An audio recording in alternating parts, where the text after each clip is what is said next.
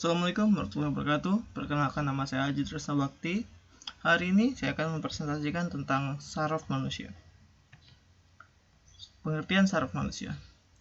Sistem saraf adalah suatu struktur yang terdiri dari komponen sel saraf neuron. Sistem saraf bersama dengan sistem hormon berfungsi untuk memelihara fungsi tubuh.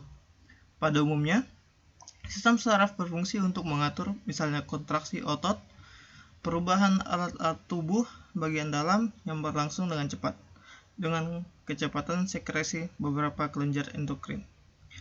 Sistem saraf pada manusia memiliki sifat mengatur yang sangat kompleks, dan khusus sistem saraf menerima berjuta-juta rangsangan yang berasal dari berbagai organ. Semua rangsangan tersebut akan bersatu untuk dapat menentukan respon apa yang akan diberikan oleh tubuh. Rangsangan ada yang berasal dari tubuh seperti cahaya, gravitasi, suhu, panas, dan dingin. Sedangkan rangsangan yang berasal dari luar tubuh, dari dalam tubuh maksudnya, seperti rasa lapar, haus, sakit, nyeri, dan sebagainya. Untuk bereaksi terhadap rangsangan tersebut, tubuh kita memerlukan 3 komponen, yaitu reseptor sebagai penerima rangsangan, sistem saraf sebagai penerima dan pengolah dan penerus hasil olahan rangsangan, ke efektor, dan efektor sebagai sel atau organ yang digunakan untuk bereaksi terhadap rangsangan. Komponen-komponen sel saraf pada sistem saraf mempunyai kemampuan dalam konduksi impuls yang melakukan fungsi impuls entah sebagai pembawa informasi, yakni tentang perubahan yang terjadi di lingkungan, misalnya perubahan temperatur dari panas ke dingin, perubahan cahaya dari gelap ke terang, dan perubahan sel saraf neuron terdiri dari sebuah badan sel yang disebut perikarion berisi nukleus. Di dalam sitoplasma perikarion terdapat bahan-bahan yang disebut substansi sel. Dari perikarion keluar prosesus yang menghantarkan rangsangan perikarion yang disebut dendrit. Jumlahnya lebih dari 1. Prosesus yang menghantarkan rangsangan keluar dari perikarion disebut akson. Jumlah akson biasanya hanya 1 berdasarkan jumlah ukuran neuron yang dibagi menjadi 3, yaitu neuron unipolar, bipolar, dan multipolar. Sedangkan neuron berdasarkan struktur yang fungsinya dibagi menjadi 3, yaitu neuron sensorik, motorik, dan interneuron. Macam-macam neuron tersebut dihubungkan oleh sinapsis. Gerakan salah satu anggota tubuh dapat dijadikan bukti bahwa di dalam tubuh terjadi penghantar impuls oleh saraf yang menimbulkan tanggapan yang disampaikan oleh saraf motorik yang dalam bentuk gerak. Gerak yang disadari tersebut adalah gerak sadar dengan melalui rangkaian impuls dan mengalami proses pengolahan yang dilakukan oleh otak. Sedangkan gerakan yang tidak sadar disebut gerakan refleks. Ada rangkaian impuls pendek yang tanpa diolah oleh pusat saraf. Sistem saraf terdiri dari sistem saraf pusat yang terdiri adalah otak dan sumsum tulang belakang. Dan sistem saraf tepi yang dibedakan menjadi 2, yaitu sistem saraf aferen dan sistem saraf eferen. Otak terdiri dari 3 bagian, yaitu otak besar, otak kecil, dan otak tengah. Sistem saraf aferen membawa impuls saraf dari reseptor menuju ke sistem saraf pusat, sedangkan sistem saraf eferen membawa impuls saraf dari saraf pusat ke efektor. Bagian sistem saraf terdiri dari jaringan saraf yang selnya padat dan ketat dan saling terkait meskipun sangat kompleks. Jaringan saraf hanya terdiri dari 2 jenis sel utama, yaitu neuron sebagai sel-sel saraf dan neuroglia atau sel saraf pendukung, insulator pelindung sel saraf. Sel saraf neuron Neuron adalah sel-sel yang sangat kompleks meskipun sangat beragam strukturnya. Sel saraf mempunyai badan sel yang fungsinya penting dan kerjanya. Sistem saraf neuron terdiri dari beberapa bagian, yaitu badan sel, dendrit, dan akson. Badan sel disebut juga soma atau badan. Walaupun sangat beragam ukuran diameter, yaitu 5 sampai 5 mikrometer sampai 140 mikrometer, namun semua sel saraf hanya memiliki satu inti sel yang dikelilingi oleh sitoplasma. Kandungan sitoplasma pada sel saraf tidak berbeda dengan sel-sel lain pada umumnya. Badan sel merupakan tempat proses dari impuls yang diterima oleh ujung-ujung sel. Badan sel banyak terletak di sistem saraf pusat. Namun badan sel yang disebut ganglia tunggal ganglion terletak di sepanjang sel saraf tepi. Dendrit. Kebanyakan dari sel saraf memiliki banyak dendrit yang merupakan perpanjangan atau percabangan dari badan sel. Dendrit merupakan halnya ranting pada pohon yang merupakan percabangan dari pohon. Organel-organel yang terdapat pada badan sel juga terdapat dalam dendrit, berfungsi sebagai penerima rangsangan, memperluas area untuk menerima sinyal dari sel-sel saraf lainnya. Dendrit juga berfungsi menghantarkan sinyal ke badan sel. Akson. Sistem saraf hanya memiliki satu akson yang memanjang dari daerah berbentuk kerucut pada badan sel. Akson diselubungi oleh selubung myelin. Akson berfungsi untuk menghantarkan rangsangan dari atau ke badan sel. Gambar sel neuron. Nah, ini gambarnya, yang dimana tadi ada dendrit, ada badan sel, ada inti selnya, ada sinapsis, nodus, dan ini akson. Fungsi sel neuron. Neuron sensorik.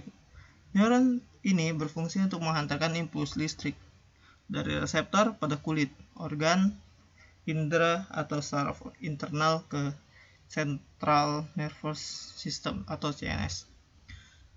Neuron motorik atau efferent. Neuron ini berfungsi untuk menyampaikan impuls dari CNS atau Central Nervous System ke efektor. Interneuron ini berfungsi menghubungkan neuron sensorik dan neuron motorik. Badan saraf neuroglia.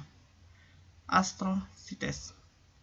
Seperti namanya, sel ini berbentuk seperti bintang sehingga memiliki banyak percabangan.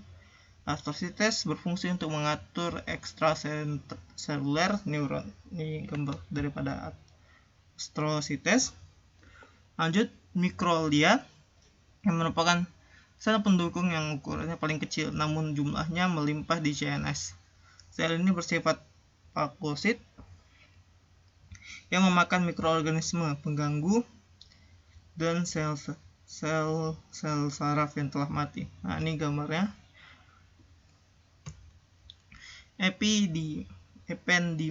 Ependima terdapat pada ventricle otak atau spinal cord, sumsum tulang belakang. Oligodendrit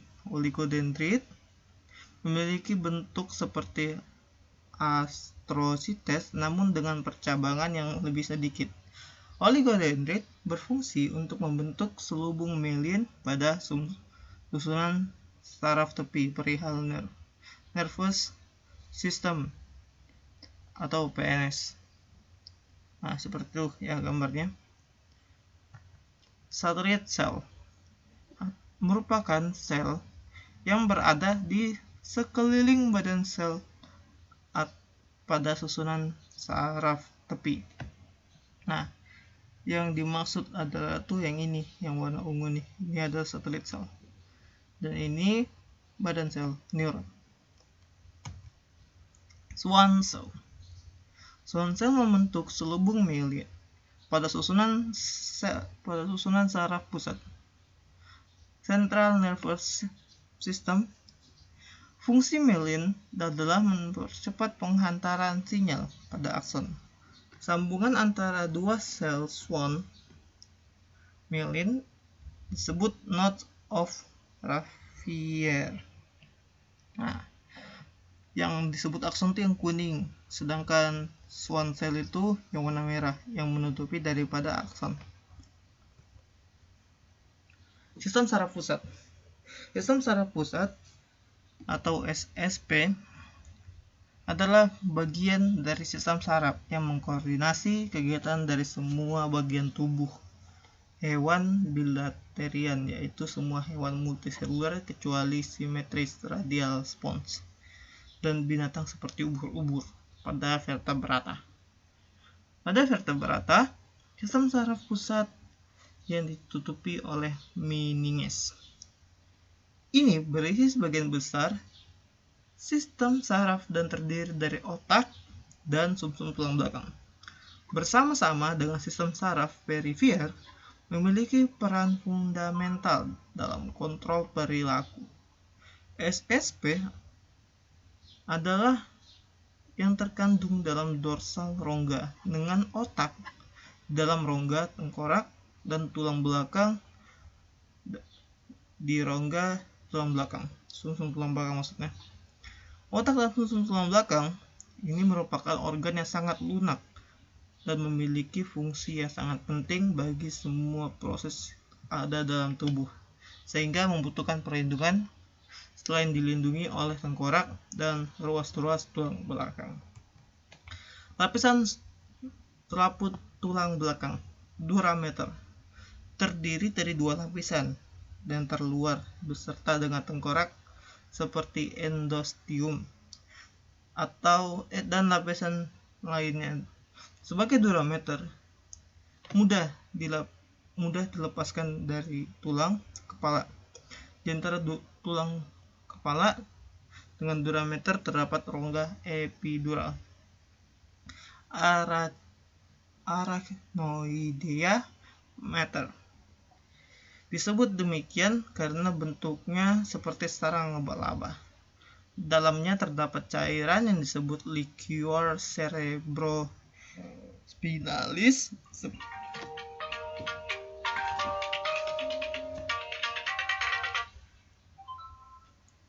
semacam cairan limfa yang mengisi sela-sela membran arachnoid. Fungsi selaput arachnoidea berfungsi sebagai bantalan untuk melindungi otak dan bahaya kerusakan mekanik.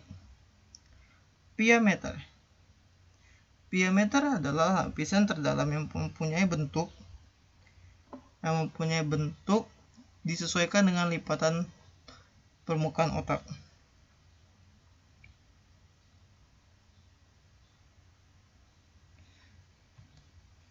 Ini adalah gambar dari lapisan tulang belakang.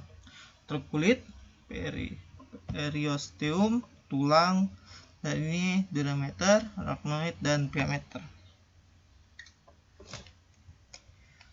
Pada otak dan susun tulang belakang terdapat dua substansi, yaitu substansi grisea dan substansi alba. Substansi grisea memiliki warna abu-abu karena tersusun oleh badan sel dan sel saraf, sedangkan substansi alba memiliki warna putih karena tersusun dari serabut-serabut saraf. Walaupun keduanya memiliki substansi yang sama, namun berbeda dalam hal susunannya. Pada otak, substansi grisea terdapat pada bagian korteks dan substansi alba terdapat pada bagian tengah. Sedangkan pada sumsum tulang belakang, substansi grisea terdapat pada bagian tengah yang membentuk seperti kupu-kupu, dan substansi alba terdapat pada bagian korteks. Saraf otak. Otak merupakan organ yang sangat penting dan memiliki fungsi yang kompleks seperti kecerdasan, kesadaran, ingatan, dan lain sebagainya. Besar otak lebih 2 genggaman tangan dengan berat 1.500 gram kurang lebih. Berikut adalah bagian dari saraf otak. Cerebrum atau otak besar, yang merupakan bagian yang sangat penting dari otak, yang terdiri dari 2 hemisfer otak besar, memiliki berat 83% dari total berat otak. Cerebrum terdiri dari beberapa bagian, yaitu cerebral cortex, medullary body, dan basal ganglia. Cerebral cortex. Cerebral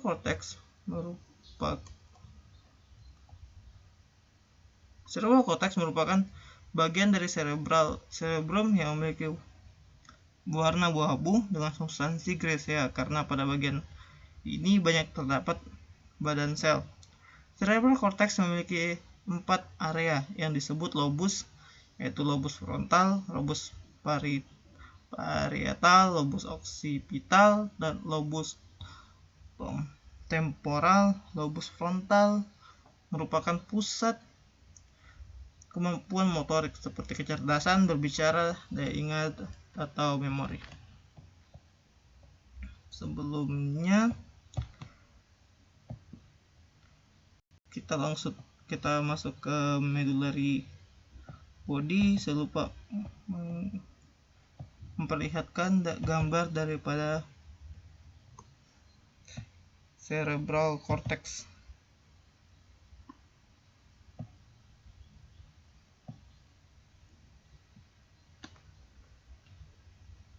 Nah,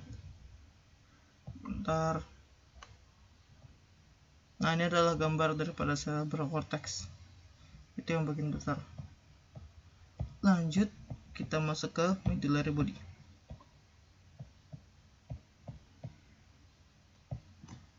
Medullary body adalah merupakan bagian dari cerebrum yang berwarna putih, substansi alba, karena mengandung banyak serabut saraf atau akson. Bagian ini berfungsi mengirimkan impuls dari dan ke cerebral cortex. Pada bagian medullary body terdapat pada bagian corpus callosum yang menghubungkan impuls dari kedua cerebral hemisfer. Itu medullary body itu di bagian sini, bagian tengah deh. Basal ganglia. Basal ganglia merupakan bagian cerebrum yang berwarna abu-abu. Pada bagian basal ganglia terdapat banyak badan sel-sel saraf yang menyebabkan warna abu-abu pada bagian ini. Bagian ini berfungsi untuk mengatur pergerakan otot rangka. Selain basal ganglia, juga menghubungkan cerebral cortex, thalamus, dan hipotalamus. Brainstem merupakan bagian yang sangat penting dari otak, yang terdiri dari beberapa bagian, yaitu midbrain, pons, dan medulla oblongata. Midbrain merupakan bagian brainstem yang penting. Midbrain terletak di antara diencephalon dan pons. Midbrain merupakan tempat relay impuls dari cerebral cortex ke pons dan spinal. Pons berbentuk seperti tonjolan yang terletak di antara midbrain dan medulla oblongata. Pons berfungsi jembatan yang menghubungkan antara brainstem dan cerebellum. Pons ini merupakan pengontrol proses pernapasan. Medulla oblongata merupakan bagian dari brainstem yang berbentuk kerucut dan mengandung banyak serabut saraf. Bagian ini merupakan pusat pengaturan detak jantung, tekanan darah, pernapasan, menelan, dan memuntah. Gambar daripada brainstem ini disebut daripada midbrain, ini pons, ini medulla oblongata, dan ini adalah basilar artery yang menghubungkan ke otak, dan vertebral arteries.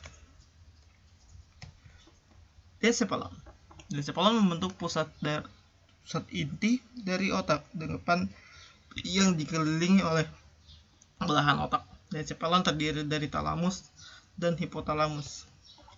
Thalamus berbentuk seperti telur dan merupakan struktur yang berpasangan sebesar 80%. Dari diencephalon adalah thalamus. Talamus berfungsi sebagai relay bagi semua sensor. Ya, pada cerebral cortex selain talamus juga berperan dalam menginterpretasi impuls sensorik.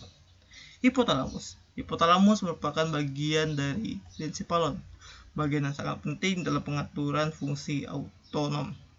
Bersama dengan sistem limbik, hipotalamus berperan dalam pengaturan emosi. Hipotalamus juga mampu mensekresikan regulatori hormon. Hipotalamus juga mengendalikan rasa lapar, haus, tidur bangun, dan ritme biologis lainnya. Epitalamus merupakan bagian terkecil daripada posterior dan superior talamus. Pada epitalamus terdapat pineal gland yang merupakan bagian dari kelenjar endokrin. Kelenjar ini mensekresikan melatonin untuk mempersiapkan diri pada siklus tidur dan bangun. Nah, ini gambar daripada talamus, hipotalamus, dan epitalamus. Untuk talamus sendiri, dia itu berada di tengah yang bagian sini. Untuk hipotalamus yang berwarna ungu ini, sedangkan untuk epitalamus itu adalah bagian terkecil yang ini mungkin.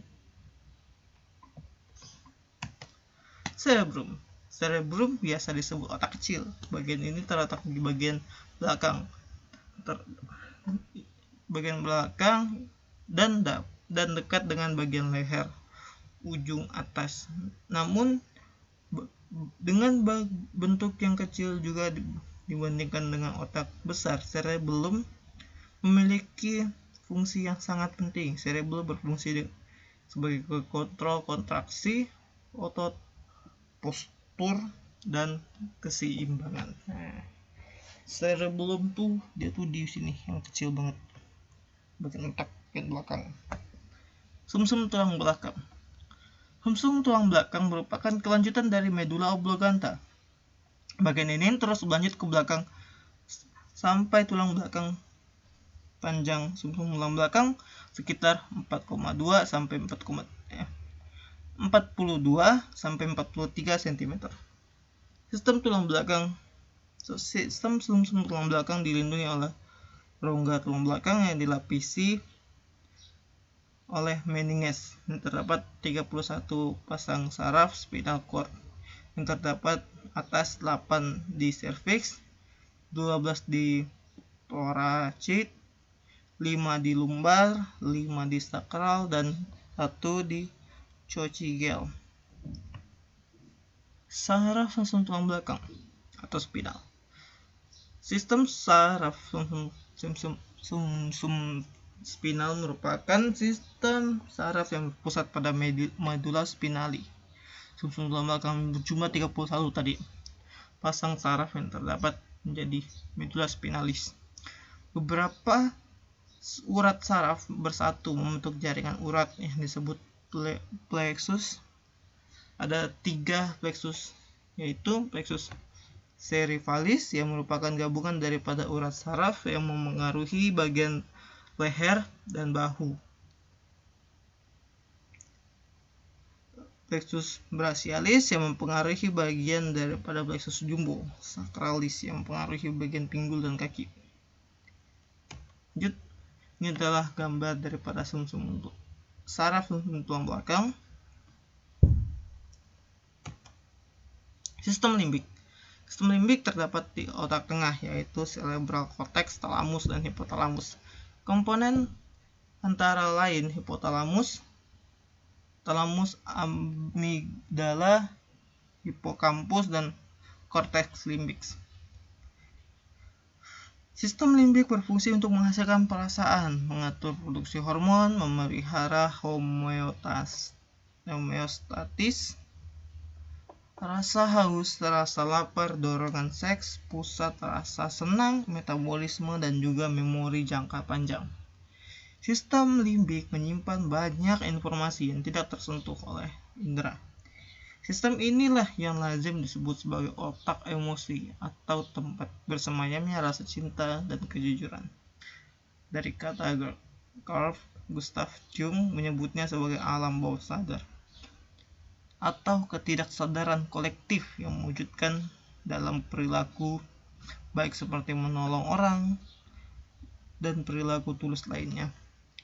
Ludolf itu mengistilahkan sistem limbik ini sebagai tempat duduk bagi semua nafsu manusia, tempat bermuaranya cinta, penghargaan, dan kejujuran.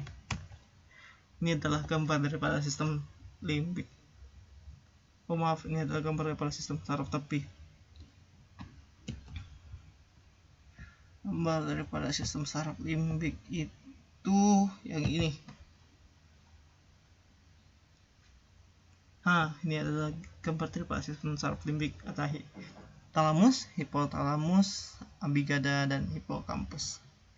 Ini yang mengatur daripada semua rasa dan nafsu di manusia itu. Lanjut kita ke saraf tepi.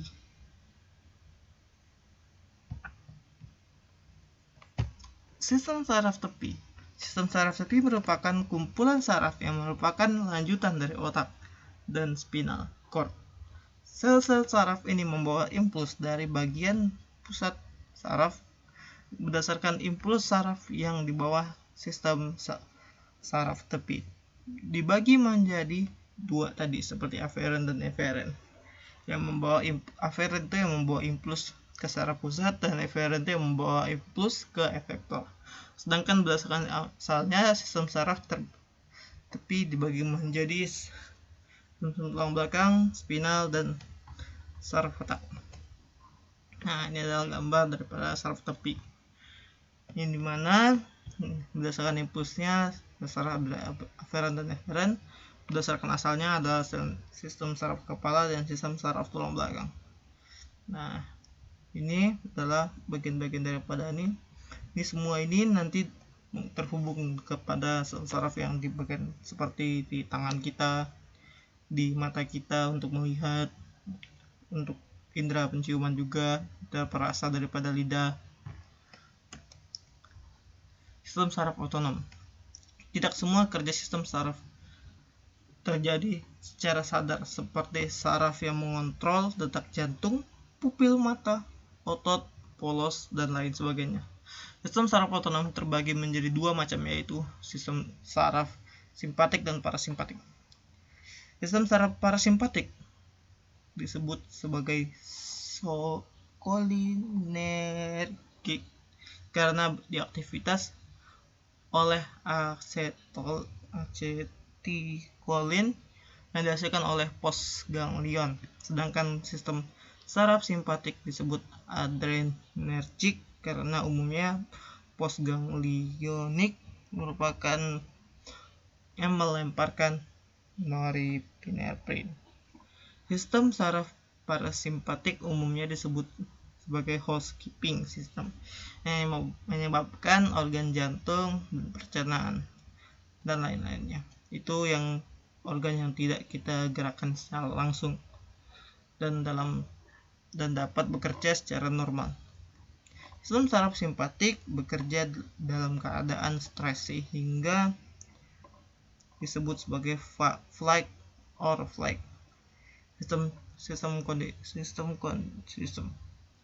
Kondisi stres ini ditandai dengan peningkatan detak jantung, tekanan darah, dilatasi oleh bronchieles dan pada paru-paru dan lain sebagainya. Ini adalah sistem saraf parasimpatik dan sistem saraf simpatik daripada saraf otonom. Pada saat parasimpatik itu bekerja, memacu produksi salva, melambatkan denyut jantung, menyempitkan bronkus, memacu kerja lambung dan sekresi, menstimulasi pengeluaran empedu, kontraksi kandungan kemih. Sedangkan jika pada simpatik itu pupil membesar, ini tadi pupil mengecil ya, atau normal. Untuk kepada menghambat pengeluaran salva,